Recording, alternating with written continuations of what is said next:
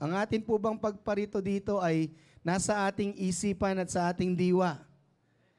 Amen. Tonight, I would like to encourage you with this word. Alam niyo po yung mga tinuturo natin, it's not like to force us to do things for God. No, I want you to be liberated kung bakit niyo po ginagawa ang mga bagay na ito. So, ang title po ng ating pagtuturo ngayong gabi, pinamagatan ko lang pong mindful. Hindi po siya be mindful, pero mindful, ibig sabihin, ginagawa mo na, hindi mo gagawin pa lamang. No, pwede natin sabing intentional, pero mas gusto ko yung word na mindful. Sa buong diwa, sa buong katauhan mo, ay alam mo kung bakit mo ginagawa. Nababasa niyo pa ba yung sa baba? Aimless no more? Alam niyo po minsan, sa ginagawa natin sa buhay, hindi pwedeng aimless tayo. Amen? Mapapagod tayo pag aimless tayo. Ngayon, pag mayroon na tayong goal, siguraduhin natin na ang goal natin ay tama. Things, and you don't know why you are doing it. Amen? You're doing things, but you don't know why you're doing it. Kung tatanungin ko kayo, bakit kayo nagtatrabaho? Para mapagod. Para sa pamilya, di po ba? Pag humingi na ang pamilya, akala po para sa pamilya. I mean, you're getting my point, right? Kasi yung purpose, yung goal mo, kapag nalilihis yan, nag-iiba, nagiging aimless. Hindi mo matatarget kung ano yung dapat mong sapulin. Amen? And tonight, gusto ko rin masapul ako ng word ngayon. Ano man ang dapat itama sa akin, sapulin mo ko, Lord. Parang gano'n, no? Praise God. So sabihin natin, aimless no more. Amen. So, aimless is when you do things and you don't know why you are doing it. Amen. Yung mindful naman po, you know the reason why you're doing it. Kaya nga tinatanong ko, are you mindful going here sa church? Do you know why you're doing it? Do you have a goal why you came here? Kailangan yun eh. Ang goal naman po, our reason for doing things. Napakasimple po, no? Kasi alam niyo na to, pero gusto ko lang maging klaro kasi makita niyo ng hiwa-hiwalay ang mga bagay na ito. So you will not get confused. Amen? So ang goal ay ang ating reason kung bakit natin ginagawa ang mga bagay-bagay. So kaya ka pumunta dito sa church because you have a goal. So as Christian, o in our life, because we're already Christian, in our life, ay hindi na natin mapapahiwalay dun sa tayo ay Kristiyano. Amen po ba? Ang buhay natin bilang mananampalataya, just to be frank with you, na sa ating pong buhay, hindi, halimbawa sa Pilipinas, hindi mo na pwedeng kunin ng Sunday. Because that's your life. Amen? Hindi ka nagsisimba para magkaroon ng buhay. Iyon ang buhay mo. Si Kristo ang buhay mo. Amen? Mga bagay na kung saan, dapat ang ating ginagawa, it's towards to our goal. Or else, it will be aimless. So ano po ba ang goal ninyo as Christian? Maybe, ang iba sasabihin nila, live a life of a true Christian. Tama po ba? Gusto ko ang goal ko is mabuhay ako na totoo na Kristiyano. Amen? O maaaring ang sasabihin na iba, ang goal ko sa buhay, to give glory to God. Amen? Or be a good example to others so I can win them over to the Lord. Lahat tayo may goal. Pwedeng maging goal mo lahat ito, pero your steps should be toward your goal. Pero ganun pa man, along our journey with this goal na gusto natin makuha sa ating buhay, naniniwala po ba kayo na there are things that we need to overcome?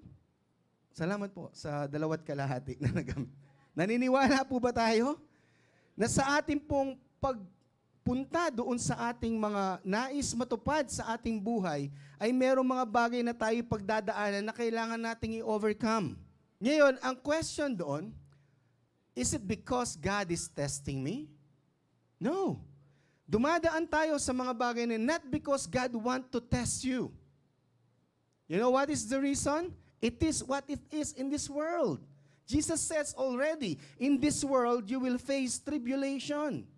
That's why you're facing problems. That's why we're facing troubles in our life, because Jesus says so. While we are still here on earth, we will face troubles. But when you are going towards your goal, there will always be a hindrance that needs to overcome. So ano po yung mga troubles na ito? What are those we consider troubles? Ano po yung pwede nating tawaging troubles sa ating pong pag-reach sa ating goal? So I'm being general here. There's no specific things because it covers all the aspect of our lives. Amen? Pwedeng ito ang goal mo sa pamilya mo. There are hindrances. Goal mo sa trabaho mo, there will be hindrances. Not because God is testing you, but because in this world you will face troubles. So anong part ng Panginoon doon? God is helping you to fulfill yung mga purpose mo sa iyong buhay. Tingnan po natin. No? So what are those we consider troubles? For me, whatever hinders and bothers us in achieving our goal.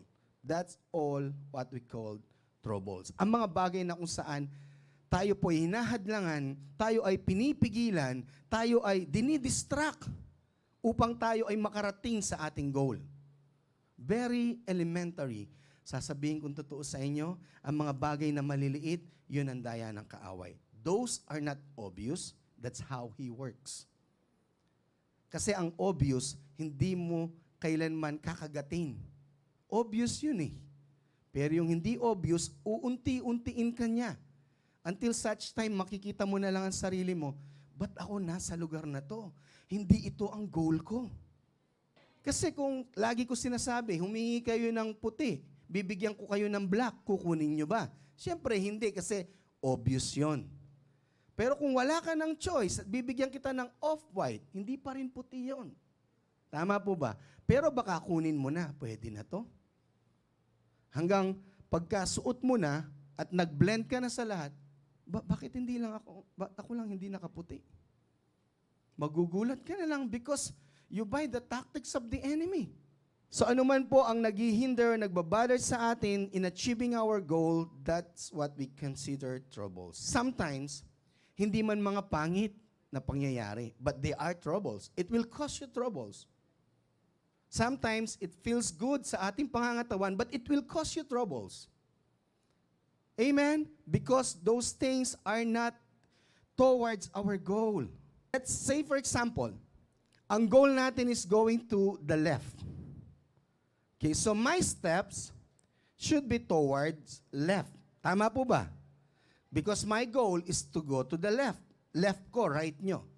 Left ko, right nyo. Amen? So, kung gusto kong pumunta sa aking left, dapat ang aking steps towards left. Tama po ba? Kahit hakbang ako ng hakbang, but towards right. Kahit gawa ako ng gawa sa buhay ko, I will never reach my goal. Tama po ba? Because I'm moving in the wrong direction.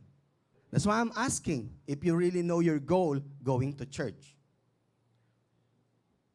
If you really know your goal reading the Bible. If you really know your goal while you're working. Why you have a relationship with people around you. Do you really know your goal? Amen? So in both directions, kung kakaliwa man ako, o kakanan ako dahil nandito ako sa mundo, meron pa rin akong mararanasang troubles. Right or wrong? Tama po ba? Meron pa rin. Kaya nga sabi ko lagi, when you are going to the opposite direction, opposite our goal, makakaranas ka ng trouble. Ang tawag ko sa mga yun is meaningless troubles. Do you still remember the preaching, the unnecessary pain in life? It's unnecessary. Kasi walang bearing yun sa buhay mo. Sometimes they may say like, hindi, tumibay ako doon. No, hindi problema nagpapatibay sa atin. Ang salita ng Diyos ang nagpapatibay sa atin. We grow more in faith when we face troubles. Amen. But we can also grow in faith when we are having plenty because our satisfaction is in Christ. Amen po ba? So pag pupunta naman ako sa direction na to, meron pa rin troubles. Pero kapag ang goal ko ay opposite o ang aking steps opposite my goal at meron pa rin troubles, they are meaningless. You know why? Even if we overcome them, they will not lead us to our goal. Kahit malampasan mo lahat ng problema na yon, when you are stepping not towards your goal, malampasan mo man mga kabundok na problema na yan, wala pa ring saysay. Hello? When we are stepping towards our goal, ito yung tinatawag nating meaningful troubles. May kabuluhan. Why? Because when we overcome them, we know that we are one step closer to our goal. So we cannot stop. We always need to overcome. Andiyan pa ba tayo? But you should know your goal. And it's stepping and taking every step towards our goal, marami tayong mararanasan. But don't give up. Don't give up. As long as you know, nagpapunta ka doon sa iyong goal, kahit masakit pa yan, don't give up. Kasi bakit? Pag nalampasan mo yan, you are one step closer. Kung hindi man, you're still towards your goal. Kaya po, ang mga bagay na ito ay nag-a-apply sa lahat ng aspeto ng ating buhay. Hindi lang po sa pag-church, sa lahat ng aspeto ng ating buhay. Of course, to ourselves, unang-una, spiritually, mentally, emotionally. Amen? Kailangan ng ating mga nararanasan sa ating spiritual na kalagayan is towards our goal. Sa ating mental health ay kailangan din towards our goal. Kailangan pinapakain mo ang iyong kaisipan patungo doon kung saan ang iyong goal. What is your goal in life? So lahat po ng aspeto ng ating buhay, maging sa ating pamilya, sa ating trabaho, anuman environment na meron tayo, lahat po ng ating napag-aaralan na ito, dapat may goal ka sa pamilya mo. Dapat may goal ka sa relasyon nyo magkaibigan. Hindi lang, okay na tayo. No? We should have goal in life. Of course, kung ikaw ay Kristiyano, hindi mo mapapahiwalay ang Diyos. Tama po ba? When you have goal in your life, sa lahat ng bagay, for sure, ang sasabihin mo sa akin, to give glory sa Panginoon sa aking pamilya. To give glory sa Diyos sa aking trabaho. To give glory sa relasyon ko sa aking asawa. To give glory sa mga kaibigan ko. To God. Amen? Yun ang goal natin. But what are we doing? Is it towards our goal? So whatever it is, to get ourselves on that goal, we need to. Ito lang po yung solution. That's why I'm encouraging you. Because I don't know what is your goal in your life. But I'm telling you, if you start with this, you will always stepping towards your goal. Because there will be someone who will lead you. There will be someone who will guide you, who will teach you, and who will never leave you nor forsake you. Amen? We should grow in the grace and knowledge of our Lord Jesus Christ. It may sound corny sa iba, lalo na kung hindi pa mananampalataya, but that's okay. Corny naman talaga eh. Kasi pag umiibig ka naman, corny ka talaga eh. Amen? Corny na akong corny. Totoo naman. And this is true. You only need to grow in the knowledge of our Lord Jesus Christ. Grow in His grace. Grow in the knowledge of the finished work of our Lord Jesus Christ. Grow in the knowledge of what Christ has done for you and what Christ will do for you. Grow in that knowledge because your belief will only be based on your knowledge. And your action will only be based on your belief. It's domino effect. Amen? That's why in 2 Peter chapter 3, verse 17 to 18, ang sabi po dyan, you therefore, beloved, knowing this beforehand, take care. Sabi mo sa katabi mo, take care. that you are not carried away with the error of lawless people. Amen. Lawless people. And lose your own stability. Sabi, take care. Pag-ingatan mo ang iyong sarili na hindi tayo madaya ng mga bagay na kung saan wala ng order. When you say law, it's something that establish you. It's not really like a law na batas ka agad. When we say law, it's an established principle. Just like the law of gravity, lagi kong inuulit to. Because God, if you notice, God put laws, the law of nature, sa ating mundo. So everything will be in order. Tama po ba? Could you imagine if we are all clothing ngayon and I'll bump you? Tatalsik kayo, palagay ko. Sa katawan ko na to. Sama mo pa si CJ. Tag team kami. Tatalsik kayo. That's why God put laws so everything will be in order. So when the Bible says lawless, everything, they are not in order. Their minds are chaotic. It's all over the place. Amen? Kaya ang sabi ng Panginoon sa atin dito sa kanyang salita, do not be carried away with the error of lawless people and lose your own. Okay lang yan. Total, si Lord naman ang bahala dyan. That's true. But what's your heart really meant is, wala na akong pakialam. Kaya sera-sera. Whatever will be, will be. Amen? Walang pupuntahan yon. At ang bilin sa atin, but grow. Sabi mo sa katabi mo, grow. You keep going, but you keep growing as well. Amen? But grow in the knowledge or in the grace and knowledge of our Lord and Savior, Jesus Christ. That's why I'm always telling you, kung ang pagtuturo ay hindi si Kristo ang sentro, iba kasi ang mag-grow sa'yo. Ibang knowledge. Oo, magkakaroon ka ng karunungan, pero hindi karunungan ng salita ng Panginoon. Kaya nga sabi, di ba, it's foolishness to them. Amen? But for us, it is the power of God. Hallelujah. So kapag iba ang ating naririnig, iba ang ating matututunan. Pag iba ang ating natutunan, iba ang ating magagawa, of course. Amen? So kaya nga, ang bilin sa atin ay tayo po ay lumago sa biyaya at sa kaalaman sa ating Panginoong Jesucristo na ating Panginoon at tagapagligtas. Amen? To Him be the glory, both now and to the day of eternity. So yun ang kailangan nating gawin. And I know you already know that. Pero ang tanong is, alam ba natin paano gawin? That's why I'm always saying, I'm here not to preach kung ano ang gagawin natin. Kasi alam nyo naman ang isang Kristiyano, alam niya kung ano ang gagawin niya. Pero hindi niya alam kung paano niya gagawin. That's why kailangan merong magturo para merong malaman. Pag may nalaman, may matututunan. Pag natuto, may mababago. Amen? Pwedeng nakikinig, pero hindi natututo. Kaya paglabas, walang nababago. Amen? Kaya nga meron nagtuturo upang meron kayong malaman.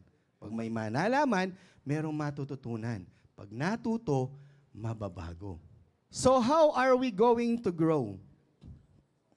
Paulit-ulit na lang si pastor, pero yan naman talaga ang totoo. You can only grow by renewing your mind. Renew your mind by the Word of God. Totoo, Pastor, kahit sa Genesis, yes. Because in Genesis, up to Revelation, it is the Word of God. Pero you need to interpret and you need to, you let the Bible interpret itself. Don't make your own interpretation. Amen? If it's contradicting, that's not the proper interpretation. Because if the Bible contradicting itself, wala siyang integrity. Parang ganito, ang tao na nagsalita, hindi niya ginawa, may integridad ba? Hindi, di ba wala? Taliwas, bakit sinabi niya kumaliwa tapos kumanan tayo? Ano yun, nagkamali lang ba? Even if nagkamali ang Bible, then hindi ito flawless. Di po ba, hindi mo siya pwedeng mapagkatiwalaan. Hindi mo siya pwedeng gamitin na final authority ng iyong buhay. But because hindi ito free from error, free from mistakes, ang Bible, we just really need to interpret it the way in the lens of the grace of God. Amen? Because in the beginning is grace already. And in the end, it's also grace. In the beginning, it's God. In the end, it's God. So how will you interpret His Word? The God of grace. Amen? So renew our mind by the Word of God. Amen? Romans 12:2, sabi po doon, alam natin. Na-memorize niyo na ba? Do not conform to the pattern of this world, but be transformed by the renewing of your mind. Then you will be able to prove, test, what is the will of God, good, pleasing, and perfect will of God. Amen? So kapag nalaman mo yon sa biyaya ng Panginoon, you renew your mind, I'm telling you, no obstacle, no hindrances that comes along your way towards your goal that you will not overcome. Ma-overcome mo yon for sure. Because you have the mind of the lion. Amen? Ikaw yung meron kang kaisipan ni Kristo. And Christ is the Lion of Judah. Hindi yan umaatras. Amen? You have that spirit in you. The Lion of Judah. Alam nyo bakit pinreserve ang Judah? Because when they fight, up to the end, they will be victorious. Bakit hindi kay Manasseh? Bakit hindi kay Benjamin? Bakit kay Judah? Because they are really the fighters sa clan. It's not the Levites because they work in the sanctuary, sa tabernacle. It's Judah. You have a fighter in your lungs. Naalala nyo pa yung you have a lion in your lungs? And again, when you grow in the knowledge of our Lord Jesus Christ, we know that the battle is not against flesh and blood, but against the power and principality of this world. Tama po ba? So you know how to fight. Hindi yung may ginagawa na hindi maganda, tapos alam mo yun na talagang bibirahin mo ng diretsahan. No, we're not fighting against flesh and blood. We will learn to pray for them. We will learn to have patience. We will learn to see that we are changing. And then we pray, Lord, binago mo ako. And then your faith sa buhay mo, kung nabago mo ako, Lord, hindi rin imposible sa Kanya. Amen? So there's hope. Hindi nawawala. Because what is inside of you is the hope of all glory. Amen? Kaya nga minsan, nagtataka ako sa isang mananampalataya na alam mo na hindi pa, not to judge, na hindi pa talaga nag-grow in the knowledge of our Lord Jesus Christ and the grace of our Lord Jesus, because what is going out sa kanilang mga bibig, makikita mo naman talaga na hindi yung gaya ng sa mind of the lion. Amen? So I'm not judging you, church. Don't get me wrong. I'm encouraging you. You have a lion sa inyo na nakatira. Amen? So whatever, alam niyo po anong daya ng kaaway, hindi ka naman kaya na, halimbawa naglalakad ka, papatirin ka, gano'n. Hindi kaya ng kaaway yon. Ang gaya lang niyang gawin is lies. So when fear start na sa iyong buhay, pumasok, alam mo anong gagawin niya? Gaganon pa siya kasi takot ka na, but he cannot bite. He cannot even fight. Because he's a loser.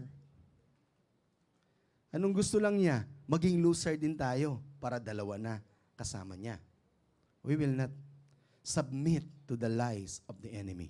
So lahat po kasi yan, matututunan natin sa grasya ng Panginoon. As we grow in the knowledge of our Lord Jesus Christ, you will learn to love more the person beside you.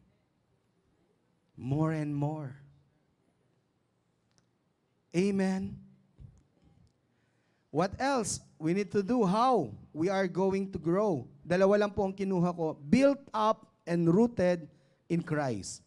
Colossians 2:6-7. Sabi, therefore, as you receive Christ Jesus the Lord, it's the same thing. I beseech you, brothers and sisters, nung tinanggap natin ng Panginoon, sabi niya, renew your mind. Amen? So dito din, sabi niya, therefore, as you receive Christ Jesus the Lord, sa pagtanggap mo sa Kanya, anong dapat mo daw gawin? So walk in Him. Amen. So when you said in, anong preposition yon? Inside. So kung ikaw ay nakapaloob kay Kristo, sino ang dapat makita? Si Kristo. Sa ating paglakad, siya ang nakikita. Amen? Kaya ang sabi sa atin, as you receive, so walk in Him. Pero paano ka makakalakad sa Kanya? Di po ba? Na rooted and built up in Him. Nakakita na kayo ng bamboo. Pansinin ninyo, kahit na napakababa lang niya, pero hindi mo siya mabunot-bunot. Alam niyo kung bakit? Kasi kung anong taas niya, mas malalim yung nakaugat. That's why when the storms comes, di po ba, makikita mo naman talaga, may bakas na dumaan siya sa storm. Tama? Kasi magbe-bend siya eh. Pero kalaunan, makikita mo siya, babalik. Tama? Saan kaya pinaguhugutan niya? Bakit makakatayo siya ulit ng diretso? Hindi sa sarili niyang lakas na nasa labas. Yung nasa loob, yung nakabaon. Kasi kung yung mababaw, babagsak din siya. But because it's rooted deeply, so anong mangyayari? Babalik lang siya. Amen? So pag bumalik na siya, uli pwede na siya mag-grow. Could you imagine kung baluktot ang Kristiyano at nag-grow siya? Alam niyo, delikado yon. Marami siyang tatamaan. Magiging self-righteous lang yon. Lahat ng tatamaan niya, alam niyo, sabi ko lagi, merong pong Kristiyano talagang mainit. Pero may mga Kristiyanong sobrang init, hindi na nagbibigay ng warm. Nakakapaso na. Dumidikit pa lang sa'yo, sobrang init nito. Sasabihin na naman, ba't ako nanonood ng TV? Sasabihin na naman, ba't ganito? Sobrang init niya. Ayaw natin ng ganun. Amen? Ang gusto natin yung nagbibigay ng, sa the moment na nanlalamig tayo, magbibigay ng warmth sa atin. To energize us once again. Not to condemn us. Yung parang sinusunog ka, yung parang nanliliit ka pa. Amen? Pero may mga Kristiyano pong ganoon. And don't get me wrong.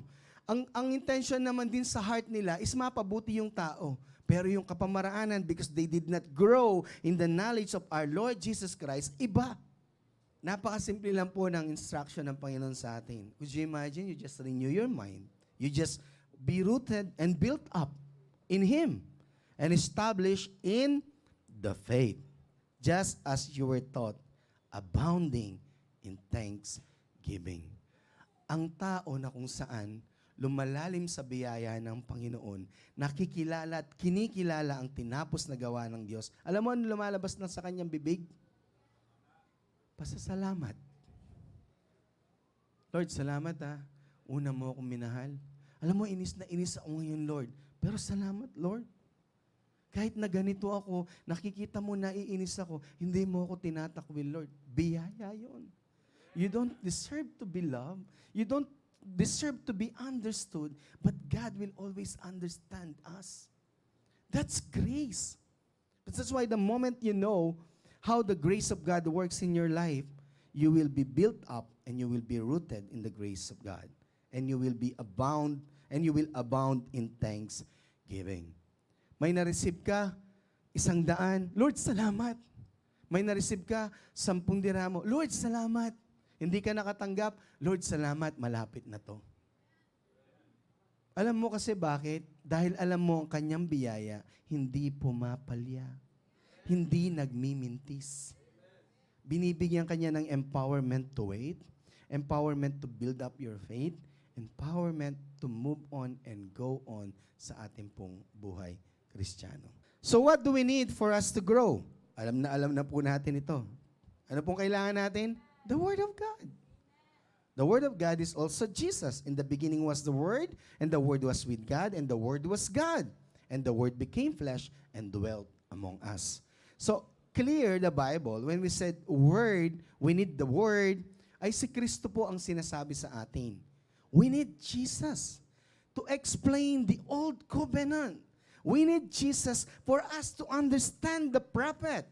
We need Jesus for us to understand the church. Apart from Him, you will not understand those things in your life. So isa pa, in the beginning, sabi natin, in Genesis, ang sabi ng Panginoon, and God says, that's word, right? Let there be light. So in the beginning is already the word. Meaning in the beginning, the Holy Spirit is already present, Jesus was already present, and the God the Father is already present. So sa kalagitnaan, makikita din natin, sa kay David, your word is a lamp unto my feet and a lamp unto my path. Amen? So guidance ng Panginoon, His word. Amen po ba? So tapos kay Jesus, in the beginning was the Word, and the Word was with God, and the Word was God, and the Word became flesh and dwelt among us. It's still Jesus. In Revelations, patapos na ang libro ng Biblia. In Revelations 19:13, the Bible says He is dressed in a robe dipped in blood. And that's Jesus. And sabi, and His name, meron siyang the Word of God. Hindi siya a word, the Word of God. Because there is no name that is given by heaven, it's only the name Jesus. Amen? That every mouth will confess, and every tongue and every tongue and every knee will bow down in the name of Jesus. Amen? And that name was called the Word of God. And you know who's that being riding on that horse? It's Jesus. His blood, His robe deep in blood. Amen? Glory to God. So alam niyo po, na-encourage ba kayo? Gusto ko kasi talaga kayong encourage. Amen? Na alam niyo po ba, na ang paglalaan niyo ng oras, na sa mga bagay sa pagsamba, sa pagdalo sa iba pang mga gawain, na ang pinagsasaluhan ay ang salita ng Panginoon, hindi po yan meaningless.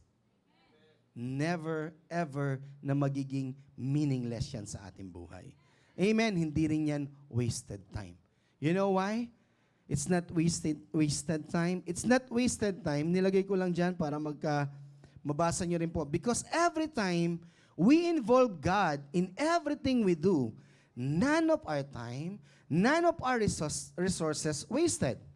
Because His Word, His presence, brings comfort, brings peace that no one else can.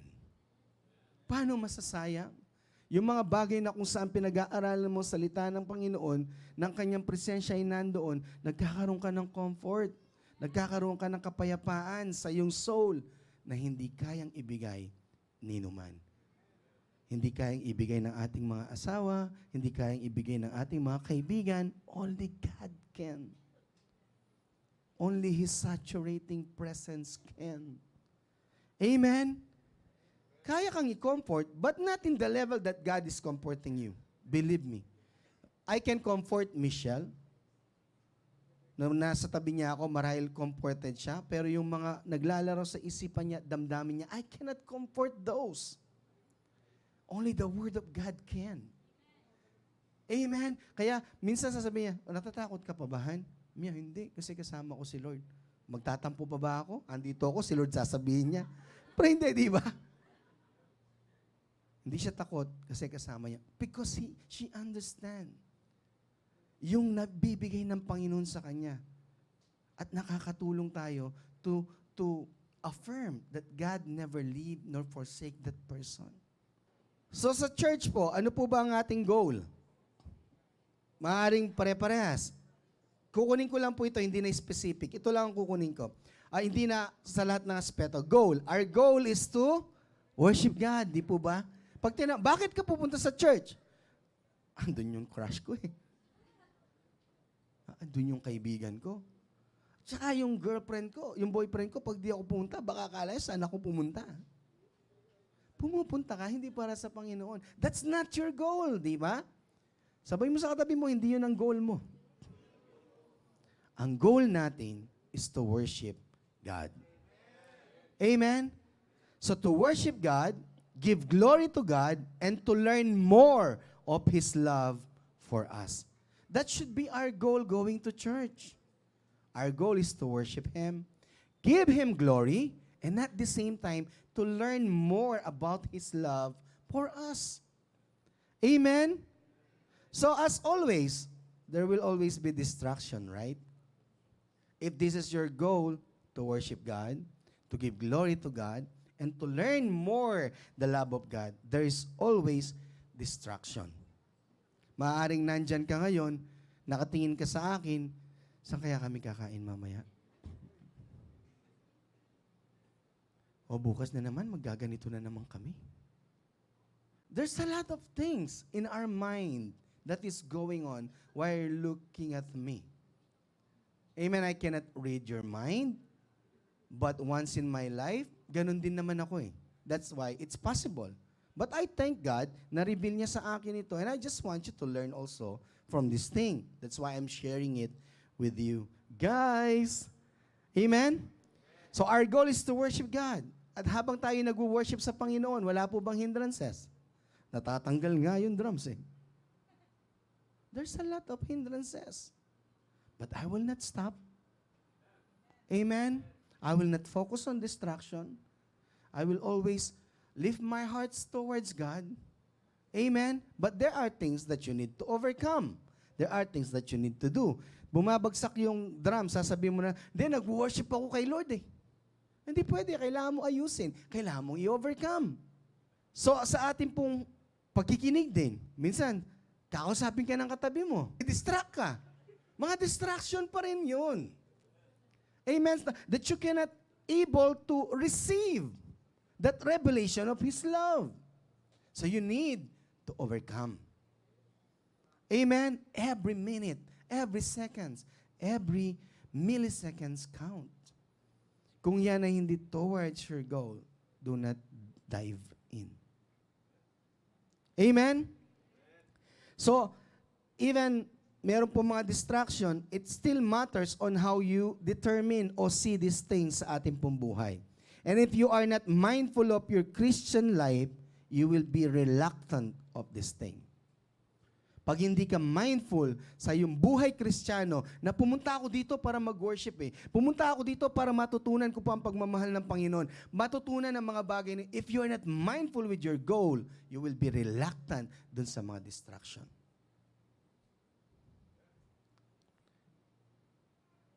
Ang gusto ko kay Michelle, pag kinakausap ko siya, pag kami ay noon nagsisimba, nakaupo, pag kinausap ko siya, papagalitan niya ako. Hoy, makinig ka. And I appreciate it because my goal is to learn more of His love. Amen? Amen po ba? Kasi every word of God, minsan, yun na pala ang nire-reveal ng Panginoon sa atin, pero na-miss. Instead na masalo natin, lumampas.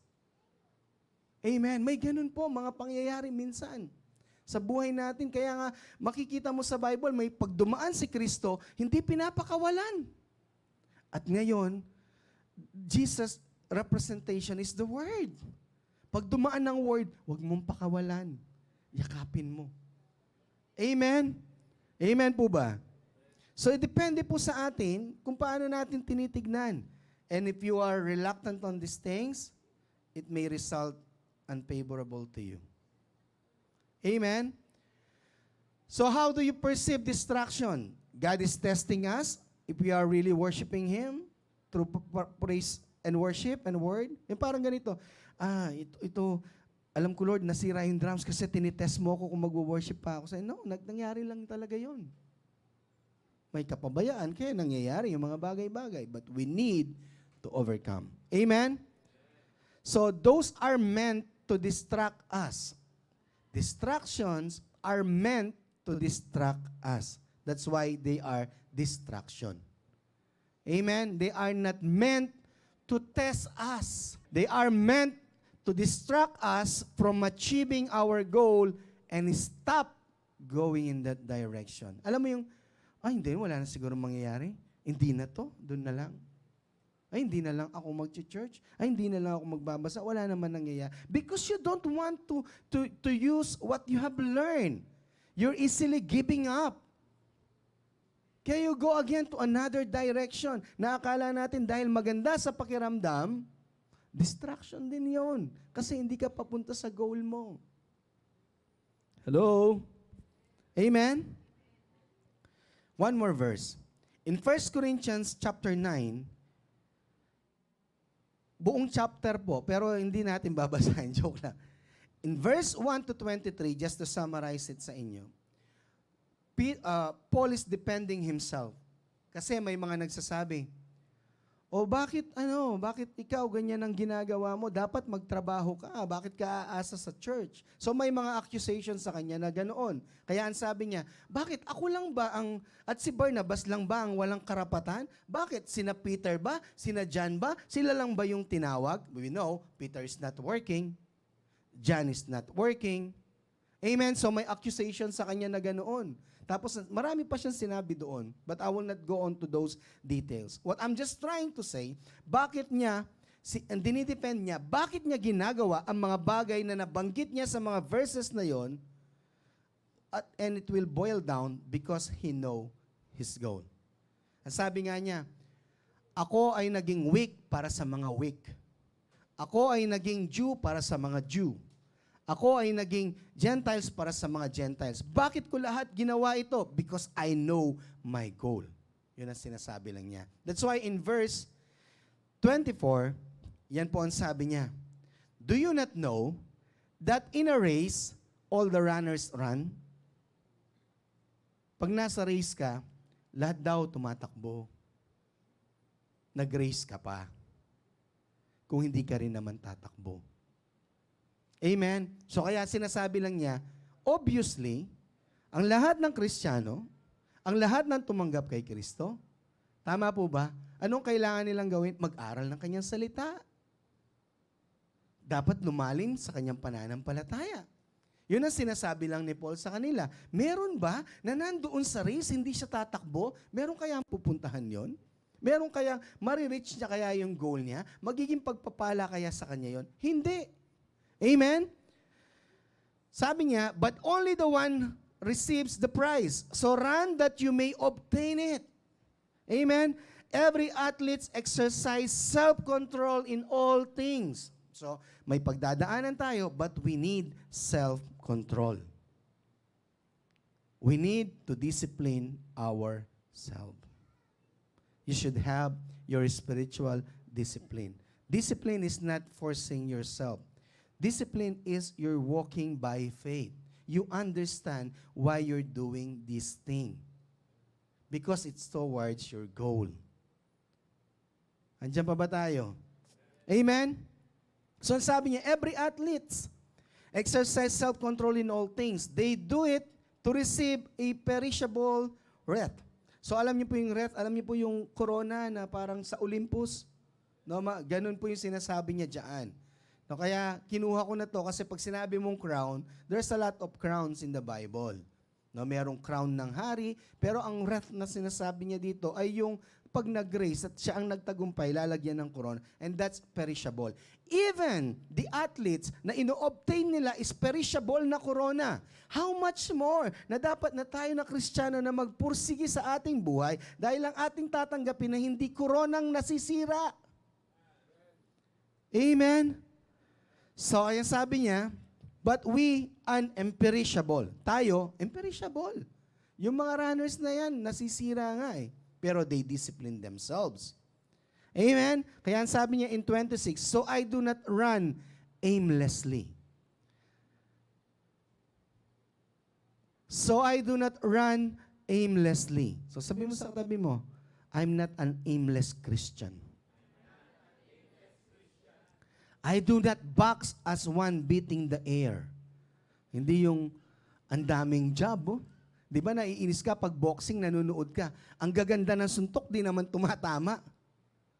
Amen? Ano ba naman to? Parang hindi naman nag-ensayo talaga. Amen? So hindi yun ang aim natin. So hindi tayo gaya ng isang boksingero na kung saan parang suntok sa buwan. Hindi ka sigurado, suntok sa hangin. Walang tinatamaan. Imaginein mo yun. Nakikipaglaban ka ng boxing. Mapapagod ka, di ba? Tapos wala kang tama. Amen? Amen po ba?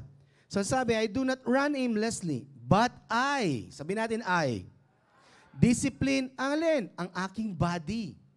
So we need to discipline our body. Our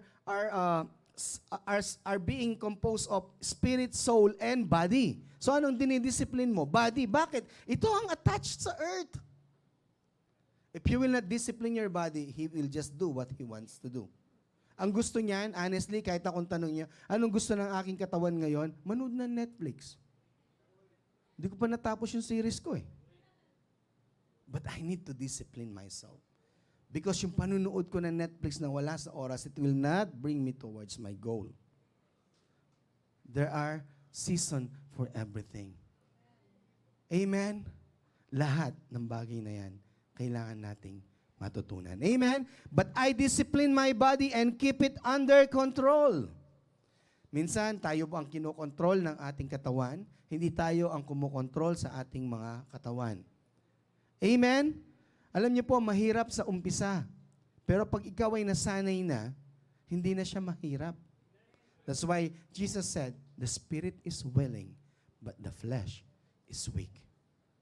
Amen? Hindi niya sinasabi na, why? Noon, the spirit is willing, but the flesh is weak. Bakit nananalo pa ang flesh noon? Because the Holy Spirit's not yet given. But this time, you have the Spirit in you. You can always keep your body and discipline it and put it under control. Amen? Lest, ang sabi niya, after preaching to others, I myself should be disqualified. You know, dami kong sinabi dito. Tapos pag nakita niyo ako sa labas, iba ang ginagawa ko sa pinipreach ko, I'll be disqualified.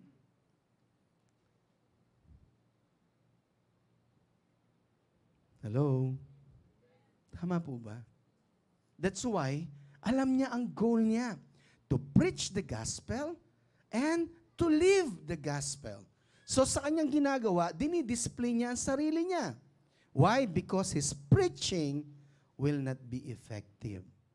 So kaya po ang buhay natin, when we don't discipline our body, kaya sa ating pamilya, halimbawa sasabihin ko kay CJ, importante ang pamilya. Pero makikita niya ako lagi nasa barkada. Maniniwala ba si CJ na importante ang pamilya sa akin? Eh nandun ako lagi sa barkada. Tama ang sinasabi ko, pero mali ang ginagawa ko. So what would be the effect? I'll be disqualified. Amen? Hindi ako i-approve ni CJ. Sabi niya, ang galing magsalita ni Daddy pero disapprove. Sabi niya, di ko gagayahin yan, pero kuhang-kuha. Amen? Amen po ba? So I hope you've been encouraged. Don't be condemned with the Word of God. God is teaching us to correct ourselves. Sabi nga, di ba, the Word of God is good for teaching. Unang-una yon pagtuturo, para may matutunan. And then, what? Rebuking. Why? Kasi may mga bagay talaga na kailangan itama.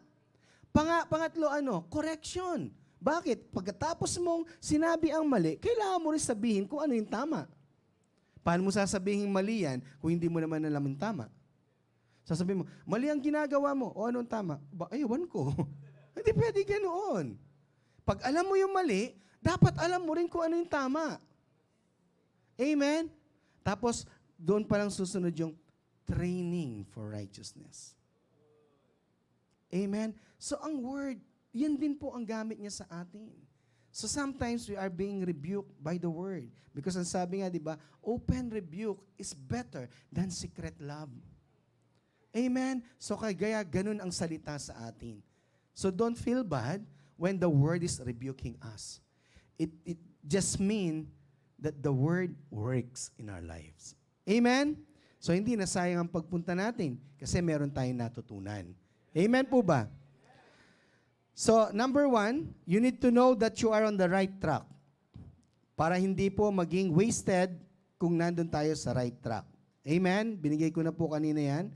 Do not run aimlessly. Why? You will get tired. So, every workers of the church, every individuals that coming to the church, you should know your goal. You should know why you are coming. Ay, pumunta tayo, nakakahiya kay pastor. Huwag na po kayong pumunta. Kung nakakahiya lang sa akin. Huwag pong ganun. Kasi mahihiya din ako sa inyo. Paano pag ayaw ko na magturo, nakakahiya? Hindi ako pupunta. Ayaw nyo rin po yun, di ba? Napupunta ako magtuturo para lang kasi nahihiya ako sa inyo. Ayaw nyo yun. Kasi I will just please you. Amen? So nandito tayo lahat para sa Panginoon. Amen? So your step will not be wasted if you are on the right track, and do not run aimlessly, you will get tired. First, know that you are on the right track. Para lahat ng steps mo ay hindi masayang. Amen? Number 2, pag alam mo na nasa right track ka, be mindful of your own race. Hindi yung tumatakbo ka. O siya, ganyan ang ginagawa niya. No, be mindful of your own race. Amen? You have your own race. You have your own relationship with the Lord. Grow in the knowledge of your Lord Jesus Christ in relationship. And then, pag nakita yun ng katabi mo na tumatakbo, paano mo nagagawa yan? Then you share it to that person. Lagi ko sinasabi, huwag mo mawawasakin ng pinto. Amen? Pag hindi ka pinapapasok, huwag ka lang basta papasok. Di mo mang kilala, ba ganyan ang ginagawa mo? Amen? Hayaan mo muna na papasukin ka. At pag pinapasok ka na, ibig sabihin nun, you are welcome. So treat that person as if that's your life. Feel that person. Put yourself in the shoes of that person. So you will understand. Kasi bakit? Naka-confine ka kaagad eh. Kung ano yung mga, dapat hindi ganito yung ginawa niya. No. You will not be effective in giving advice and counsel. You should put yourself in that person. Forget about muna sa mga bagay na yun. When you feel that person, at alam mo na hindi tama kung ano nangyayari sa then go out doon sa sapatos niya and then stand sa sapatos mo. Amen? Pero unless you feel that person, you will be judgmental. Bawal yan. Amen? Amen po ba? Number 3, so do not compare your life with others. You are unique. Sabi mo sa katabi mo, you are unique. You have your own way of doing things towards your goal. Hindi porket ako ay nagdi-devotion araw-araw, tumatayo ng alas 5, gagawin mo rin yon. Hindi. You have your own ways of doing things. Number 3, apply the Word of God and walk by the Spirit. In 2 Timothy chapter 1, verse 7, for God did not give us a spirit of timidity or cowardice or fear, but He has given us a spirit din, of power and of love and of a sound judgment and personal discipline. Anong ibig sabihin nun? Abilities that result in a calm, well-balanced mind and self-control. You don't need to work for it. God has already given it to us. You just need to walk on that kind of spirit and allow the Spirit not siya po ang manguna sa atin. Amen? You have the power of the Spirit of power of and love and a sound judgment and personal discipline. Sound judgment. Can we judge a person?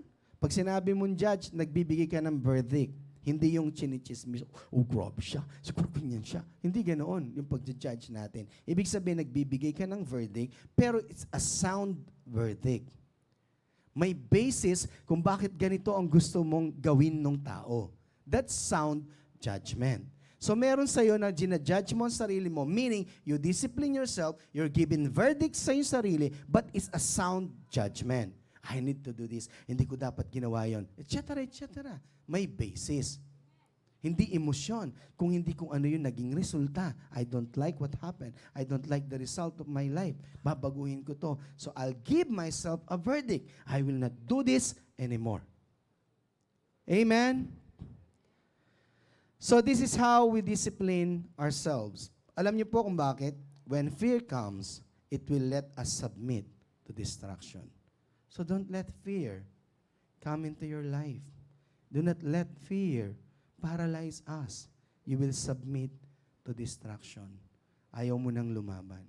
But the spirit of power, love, and a sound mind will always lead us to overcome distraction. Amen? So yung bagay na ito binigay sa atin ng Panginoon upang sa lahat ng ating ginagawa ay maging mananagumpay tayo. Amen? So if I were you, be mindful of your life as Christian. Don't just be reluctant. Amen? Wag. You will benefit from it. And all the generation ay mapagpapala. Amen po ba? Palakpakan natin ang Panginoon. Hallelujah.